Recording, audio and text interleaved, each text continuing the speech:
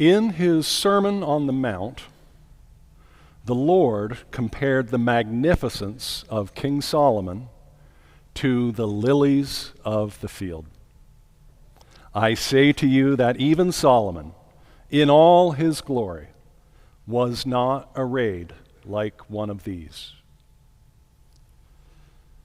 We're told in the Arcana Celestia that this comparative statement was part of a discourse the Lord was giving about what it is to trust in the divine, to think of the morrow without solicitude and without anxiety, to know that for those who trust in the divine, all things advance toward a happy state to eternity.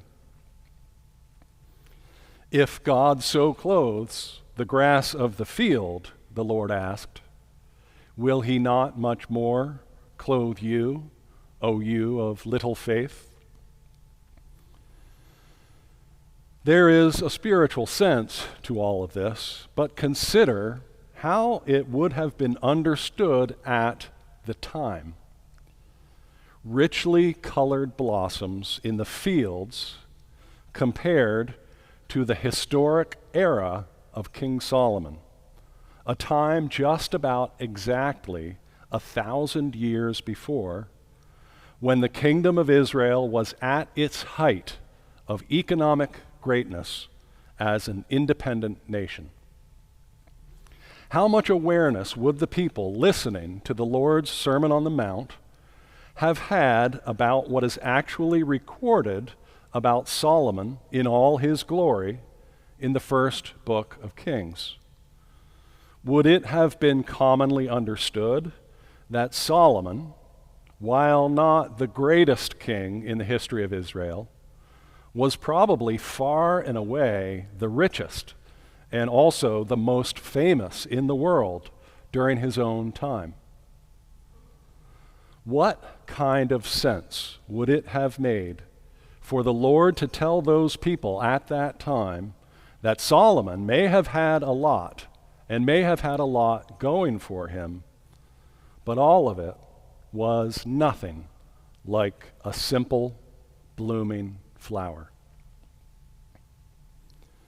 For us, this saying of the Lord can make sense because its internal sense has been revealed in the heavenly doctrine.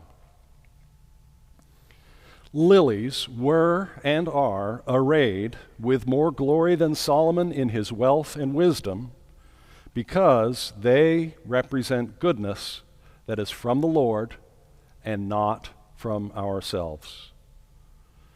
These flowers are beautiful from their inmosts, we read, and so they symbolize good from the Lord that has in it what is divine, good from its inmost and its first being. This spiritual representative quality of flowers was something that came to Swedenborg's scientifically prepared awareness very early in his call, as recorded in his diary of spiritual experiences in 1747. Those things which grow from seeds begin from the internal and grow up or come forth to externals. They are not only beautiful to the sight, but also the more interiorly they are examined, the more beautiful they are. This is the quality of goodness from the Lord, a goodness which is an inward reality that displays itself outwardly. Good from the Lord is good from the inside out. Where does that leave Solomon in all his glory then? If this comparison that the Lord made was a simple matter of holding up goodness from the Lord, which is divine and good from its inmosts, next to goodness from a merely human or worldly origin, which actually isn't good at all, then the comparison really can't even be made. while living in the world, a person calls things such as wealth and important positions a blessing, we read in the Arcana. And the passage continues. What is meant in the internal sense of the word, however, are not these temporal blessings, but eternal ones, in comparison with which the temporal are nothing at all. For there is no ratio between what is temporal and what is eternal. There's no ratio. There's no comparison between wealth and important positions, which are only temporal, and true goodness from the Lord, which is eternal. But maybe the comparison of the lilies of the field with the glories of Solomon isn't so simple and clear-cut after all. According to the literal sense of the story, at least, it was the Lord's will to bless Solomon with riches and fame. When the Lord appeared to Solomon in a dream at Gibeon, and Solomon asked for wisdom with which to judge the Lord's people, this was the Lord's response. Because you have asked this thing, behold, I have done according to your words. See, I have given you a wise and understanding heart. And I have also given you what you have not asked, both riches and honor. And indeed, much of the next several chapters in the first book of Kings consists of what sometimes feels like an inventory of the great worldly wealth that Solomon had amassed, and which it apparently pleased the Lord to give to Solomon. We will look at a specific example of these material blessings for Solomon, but before going further, we would do well also to hear a teaching from the work divine providence. We read, David represented the Lord who was to come into the world, and Solomon represented the Lord after his coming. And because the Lord, after the glorification of his human, had power over heaven and earth, so Solomon, his representative, appeared in glory and magnificence, and possessed wisdom above all the kings of the earth. This makes clear, the passage continues, why it was granted to Solomon to build the temple, and why he was permitted to establish idolatrous worship and to marry so many wives.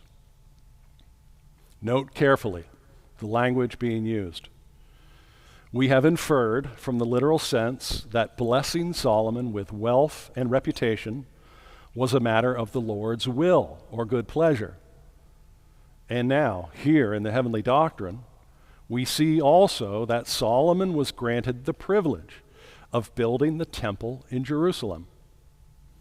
But in other areas of his life, in marrying 700 wives and taking 300 concubines, and in eventually setting up for them high places for the worship of their foreign idolatrous gods, all of this is described as only permitted by the Lord.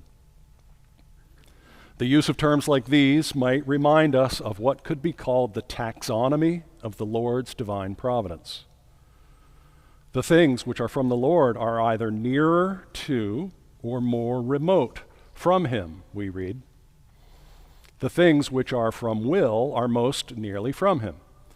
Those which are from good pleasure are somewhat more remotely from him. Those which are from leave, still more remotely. And those which are from permission are most remotely from him. As we consider just one example of the glories of the time of Solomon and what they might indicate for us about life in our world today, it would be good to keep in mind this wide range of providential possibility in that story, from the Lord's will for good all the way out to his permission of evil. There is much that could be said about the material wealth that came into Jerusalem in the time of Solomon, as it is described in chapter 10 of the first book of Kings.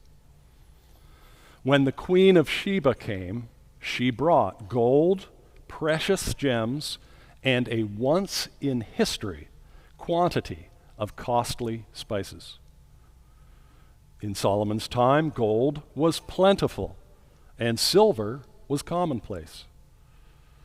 Solomon received visitors from all over the world seeking his wisdom, and each man brought his present. If we turn back to chapter 4, we can see the staggering quantities of food that were provided for Solomon's royal household every day. Chapter 5 describes the quarrying of stone and the importation of precious cedar and cypress wood used in the construction of the temple and in Solomon's other extensive building projects in Jerusalem. But back in chapter 10, at verse 22, we read this: "The king had ships of Tarshish at sea. Once every 3 years they came, bringing gold, silver, ivory, apes, and peacocks." Ships of Tarshish. No one knows for sure, but the consensus of scholarship places the land of Tarshish in modern Spain, far to the west of Jerusalem, all the way across the Mediterranean Sea. And so Solomon's ships of Tarshish would have been a class of sailing ship equipped for a long voyage. A ship of Tarshish would be something quite different, for example, from a fishing boat used in the Sea of Galilee. It would be bigger and sturdier, with large cargo holds and the buoyancy to stay afloat and cut through the water, fully loaded. A ship of Tarshish is a deep-sea worthy commercial trading vessel. And what was the cargo in these ships of Tarshish that would triennially bring new riches to Solomon in Jerusalem? It says that there was gold, and there was silver, and that there were also ivory, apes, and peacocks. The words used for these last three, ivory, apes, and peacocks, are attention-getting not just because they are exotic-sounding imports for Solomon to have brought into Jerusalem. They are also attention-getting for linguistic reasons. This verse in the first book of Kings is the only time those three words are used anywhere in the Old Testament word. And in each case, linguistic scholarship strongly suggests that the Hebrew words used have origins in Sanskrit and Tamil, or other languages of the Indian subcontinent far to the east. Does this mean that's where the ivory, apes, and peacocks were imported into Jerusalem from? From India? Or from other eastern lands? We can't know for sure, but it does seem possible or even likely. Either way, though, what do these facts tell us about the world within which this story from the Word is being told? Much of the story told in the books of Joshua and Judges and in the 2 books of Samuel is about Israel as a collection of 12 tribes, falteringly forming themselves into a nation, and their mutual antagonism with the tribal nations that were on their borders.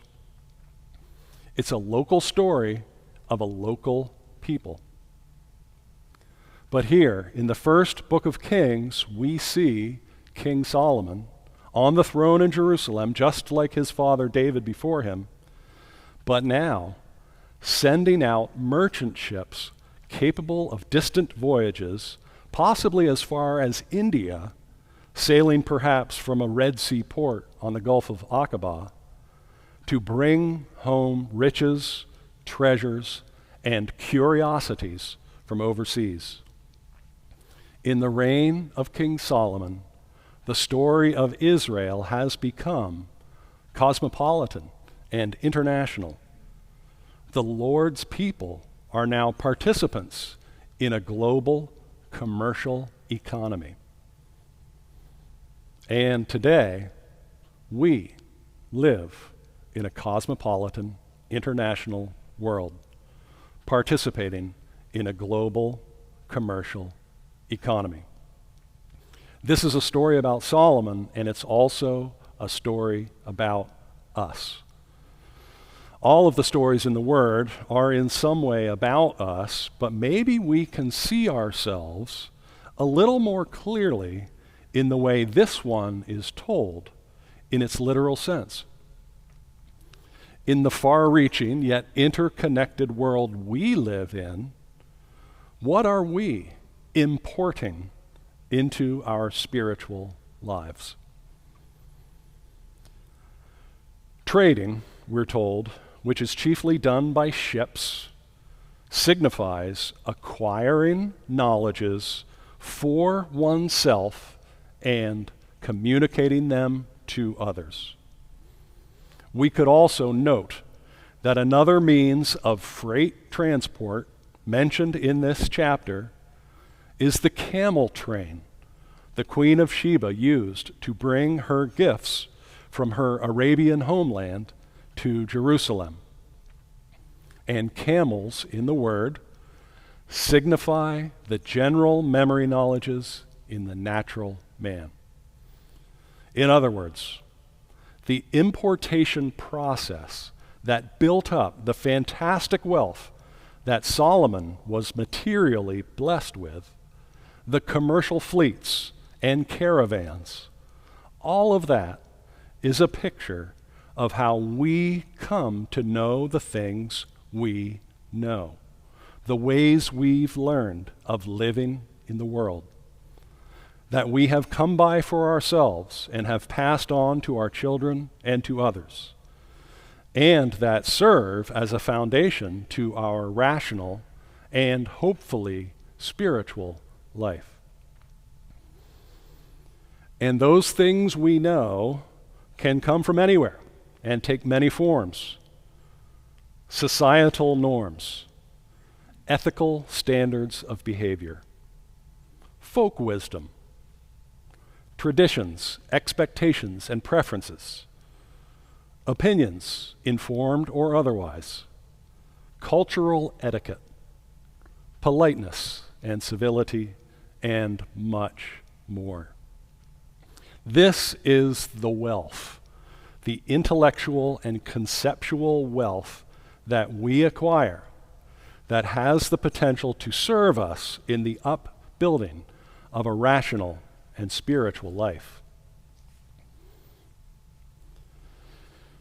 Things like ivory and apes and peacocks may have been sources of beauty or amusement or satisfaction to King Solomon, but what really made him rich was the gold. 666 talents coming in every year. That would be something like $1.5 billion annually in today's prices. And gold represents, or at least can represent, the goodness of love from the Lord. It seems clear that it was the Lord's will to bless Solomon not just with wisdom, but also with riches and international fame. And yet, we also know that the Lord only permitted, as evil is permitted, some of the things in his life, such as his many wives and concubines. There's a specific warning from the Lord in the law of Moses about kings of Israel having too many horses, and especially horses imported from Egypt. And Solomon had a lot of horses, and a lot of them came from Egypt. Was that the Lord's will? Or did the Lord only permit that? Of course, the real question for us is, out of all the conceptual wealth that we have acquired, that we have imported about how our lives in the world are to be conducted, is what we know and what we think and what we believe, are those things a matter of the Lord's will, or is it something that the Lord is only permitting? Just like we seem to see a range in the life of Solomon, there's probably a range in us too. How can we tell the difference? Consider the lilies. When we hear the Lord in his Sermon on the Mount counseling the people to consider the lilies in comparison with the tremendous wealth of King Solomon, we can also hear the Lord urging us to go for our life's wisdom to a source that is truly good, divinely good, good from the inside out, just like a lily of the field. And that source is, of course, the Word, and it would seem in this regard especially the heavenly doctrine. The doctrines of the New Jerusalem, revealed out of heaven, can inform and shine a heavenly light on the knowledge and understanding we use to live in the world. And those heavenly doctrines can bring our worldly wisdom into such an order that by means of life in this world, we can be initiated into the things of heaven. The case could be made that King Solomon was the first to bring the nation of Israel into the modern world. He certainly didn't have the instant access to information and all the knowledge of the world that we do today, but he did start to open up access to the richness and the variety that existed in the world of his time. And as the Lord said would happen, Solomon was blessed with wealth and fame beyond comparison with any other king of Israel. So too, the Lord has blessed us with the freedom and rationality to live in our own world with its own richness and variety. The Lord wants us to find our own way, to learn things and figure things out. What is the best way to live? That's a question for each of us to answer ourselves. And still, the Lord wants us to consider the lilies, how they grow. As we live in the world, we can do so in a way that lets true goodness from the inside out, from out of heaven, shine through.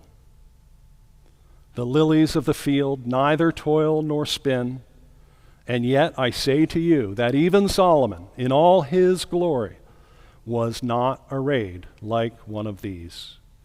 Seek first the kingdom of God and his righteousness, and all these things shall be added to you.